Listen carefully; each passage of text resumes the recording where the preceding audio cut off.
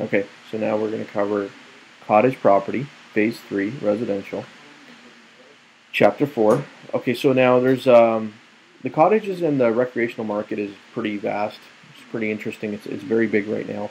The seasonal cottage is probably the most expensive, especially if it's on the border of a lake or a river.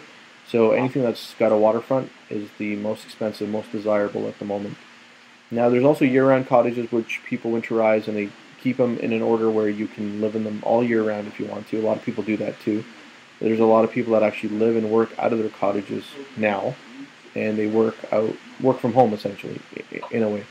Yeah. So they could use it as a part-time or full-time residence and convert it into either the seasonal or into retirement, whichever one works for them. Now, the country homes, those are the ones that are on the countryside. They provide more solitude, they're more quiet, a lot of big farmland, more acreages, usually a far drive from the city, 1 to 2 hours. The chalets are used for winter sports, right? We go to Blue Mountain, go skiing, snowboarding. You have a chalet that's got a fireplace, get your little kitchen in there. In the back of the chalet, there's usually a hot tub, right? Yeah. And hobby farms are basically something you've set up for maybe like training horses or maybe like a kennel or that type of business, which is pretty big like in around the GTA. So when people have to go and travel, it looks like a country home, but essentially it's a business. Okay? Yep.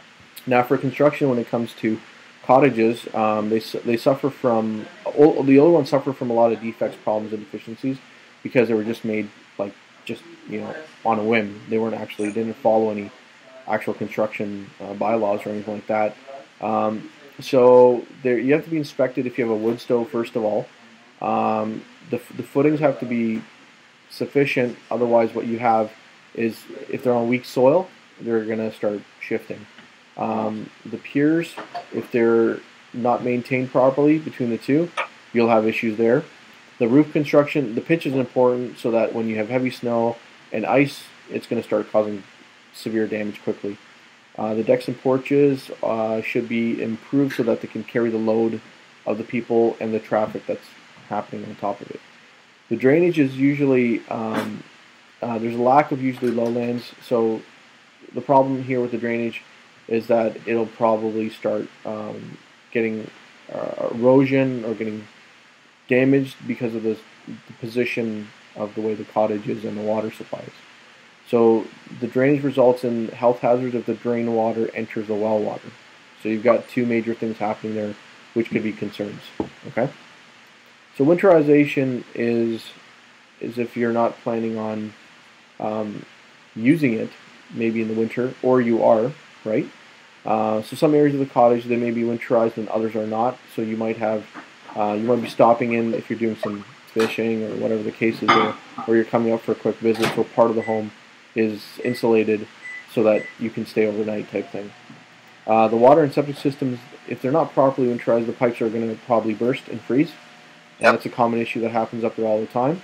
And if also the crawl space that's not heated with insulation or doesn't have insulation, depending what you're storing up there, will be an issue too. So the retaining walls and the driveways, the retaining walls are challenging because there's a water terrain usually in these areas, right? So water wells and water disposal, the issue that you have in a lot of these places is inadequate, like strong water sources. So you sometimes have a septic tank, or you're using a water well, or whatever the case is. So there's more risk for contamination in these places when you're out there. So the two laws that are effective regulated by the Ministry of Ontario. So the Safe Water Drinking Act. Well contractors have to be licensed. They have to maintain contamination levels. So you have to check them every so often. An aquifer is a water-bearing formation, so it's capable of transmitting water into a sufficient quantity. The water sources are either drilled or bored. So that's what your two sources are up there. It's either drilled or bored. Drilled wells are smaller pipes, and bored wells are a little wider but more shallow. Okay. So the shore well that's located near the water's edge, risk of contamination is a lot higher, depending upon if you don't have water purification systems installed.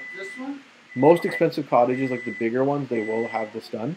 Even in the city, we have the same problem too, because we have a lot of additions in the water. So a lot of people will use this purification system so that they're not showering even with the same water that's contaminating them with the chemicals. So it's vice versa. So in the city, you got chemicals, and out there, you've got contamination. So you want to purify the water. Contamination testing, there's two factors. First is per construction, the one that we talked about, where water just gets in the water well, and then it just starts contaminating it.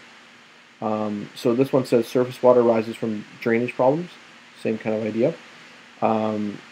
You've got to do continuous testing on your water regularly just to make sure that it's clean. Yeah. So 3 separate samples are collected 3 weeks apart, and 1 to 2 tests are done per year. Are pretty adequate according to what our notes say, right? So preventive measures is you want to make sure that there's a seal, a well cap should be watertight, and well casing should be visible to ensure access to repair work. So what we're trying to do is not allow anything to get in there and keep it covered. So even when they go in for repair, they know where to work on, but also close it up again and keep it away from anything that could contaminate it. So the well disinfecting is they obviously will use chlorine. So chlorine is done for the wells, the springs, the pumps, and pipes, and that just is all that they use for disinfecting purposes.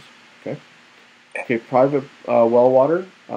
Again, they'll inject chlorine into it, mix it up, and that'll give it the disinfectant. Reverse osmosis is the best option. It's the cleanest. So that'll basically allow you to filter your water, and it's the cleanest water you can have using reverse osmosis. Okay. Sewage and septic systems. So if, again, like the things that we've discussed before, if the drainage isn't going out properly, it's going to probably cause an issue for sure.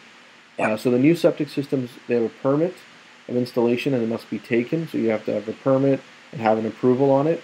There's a raised absorption bed which is constructed, so that helps with that issue that happened before with the filters. So it keeps the water a little bit more cleaner. And the clearances have to be increased usually when you have the structures. The raised absorption beds are found where there's a lack of soil depth, so that's going to happen in most of them. Most of the cottages will have this issue.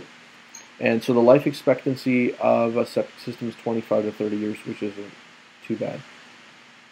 Okay. So waterfront improvements. So waterfront cottages can have boathouses, docks, and other things that are constructed. They might not even be owned in certain cases. Shorelands are public or private. They're covered by waters, streams, or ponds, so no person can, without a permit, carry on logging or mineral exploration. You basically can't do any of that stuff at all. Yeah. You can't move minerals, you can't take them, you can't explore them. It's just, this is only for you to go out there and enjoy nature and then go home. That's it. Simple as that. So just as for boathouses and docks, the work permit is not required for some of them. The work permit is required for any dock or boathouse with a total surface curb on the waterbed that is more than 15 square meters. So if it's less, you don't need a permit, but if it's more, you do. Okay. And then we've got related activities. So this is removal from, if you remove anything from the lake or river or pond, permit is not required for installation of cable, water line, or heat loop for private use. Permits required for your boat channels, swimming areas, cables, water lines for commercial purposes, and removal of rocks. You need a permit. Permits can be granted by the ministry. Access and road allowances. So obviously with cottages, sometimes you have a lot of shared roads and private roads and public roads being all mixed in there. So you have to know who owns what. If the road's private, there might be a cost for you to use it. If the road is public, it'll be open all year round, and then maintenance will be provided to it. If the cottage is on an island where a car can be parked, and the boat can be docked as well. Okay. Municipal requirements, so just vary depending upon which region the cottage is situated in on that municipality. So whatever is their setback, whatever is their dock rules or water decks, total coverage, it'll all be according to that location. So there's a question on this one in the exam for hydro. It says that Hydro 1 will provide 30 meters of free wire from the last pole location dedicated from the last road allowance. So Hydro services provided only if economically feasible. And then another question in the exam, it asks you, if you get Hydro, will you get a telephone? That's one of the questions on the mock exam too. You'll see it on there. All right. Bell Canada will extend an existing service to a customer, but the cost must be borne by the customer. So they'll do it, but you got to pay for it. Exactly. Okay. So garbage collection, it's whatever the property owner might have to take the garbage to the nearest landfill, or they might have a collection bin that's nearby. Okay. One of the two. Fire protection is kind of mandatory by law. Right. But the distance between the fire station and the cottage property will have an impact on what your insurance rates are. Yeah. So the further you are, the rates will probably go up. Okay. School bus only where it's restricted to main public roads only. So there's, if you're educating your child, while you're living up in the cottage, or if you're living there year round, then you'll have to basically make sure that the bus is taking the public road to cover that. Okay. The cottage is pretty straightforward. You really just have to remember, if you look at the questions on the mock exam, they'll ask you one question about can you receive Hydro if you want telephone, or if they don't have telephone. Okay. So we'll cover those questions when we do the practice exam. Yeah. Okay. So that's the end of chapter 4 on here.